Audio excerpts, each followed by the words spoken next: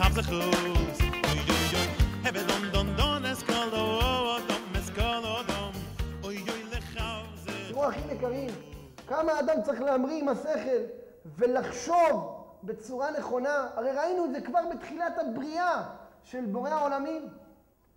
בורא העולם, אחים יקרים, מביא לעולם, יצר את אדם וחווה, ולאחר מכן חווה מביאה את המוות לעולם.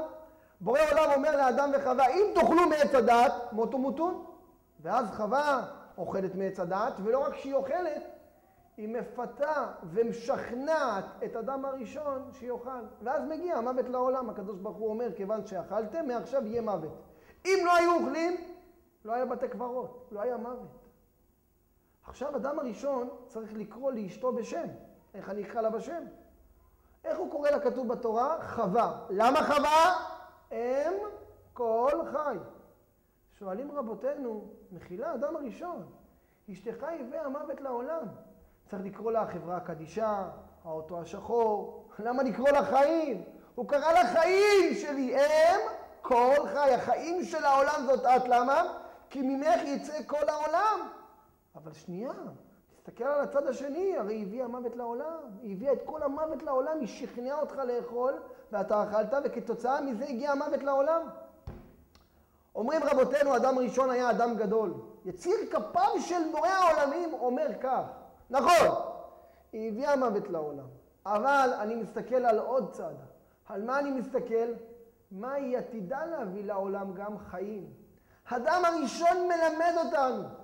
כשיש לך איתך חבר, ידיד, אבא, אמא, אל תסתכל על החצי כוס הריקה.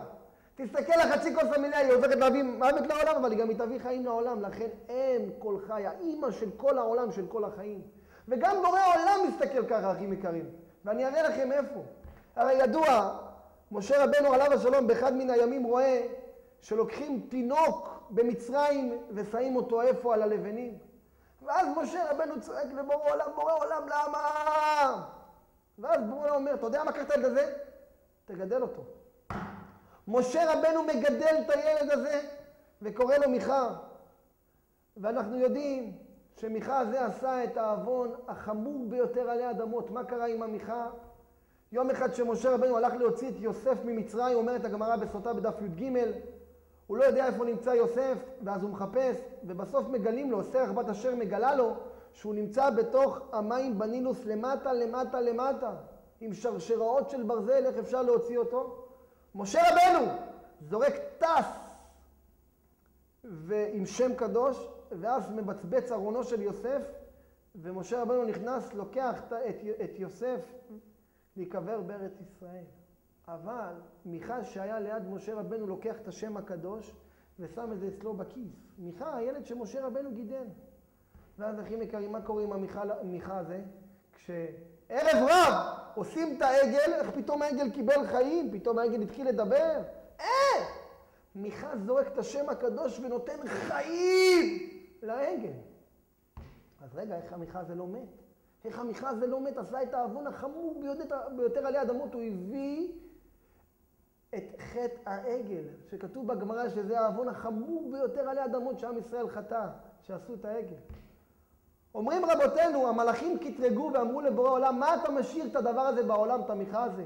הרי הוא גם מקריב קורבנות לפסלים ולעבודה זרה, על מה ולמה? להשאיר אותו בעולם. אומר הקדוש ברוך הוא למלאכים דבר מצמרר. נכון שהוא עובד עבודה זרה, נכון שהוא עשה את חטא העגל, אבל שתדעו, תדעו המלאכים שלי, תדעו, שכשבאים במדבר אנשים וטועים, הוא מאכיל ומשקה את הטועים במדבר. לכן אני משאיר אותו פה בעולם. למה? הוא עושה חסד. הוא נותן חיים לבריות. אנשים טועים, הוא זה שמאכיל, הוא זה שמשקה. אומר הקדוש ברוך הוא נותן חיים, אף על פי שהוא עובד עבודה זרה, אף על פי שהוא עשה את חטא העגל, הוא נתן חיים לעגל. אני אשאיר אותו בעולם. ופה למדי שבורא עולם מחנך אותנו, וגם ראינו את זה מהאדם הראשון. תמיד חפש את הזכות לאדם, ובזכות הזכות, אחים יקרים, שנדון פה את החבר, ונחפש תמיד את הטוב ולא את הרע. מלמעלה אחרי 120 שנה שלנו, ידון אותנו קו זכות, ונזכה לגאולת עולמים במהרה בימינו. אמן.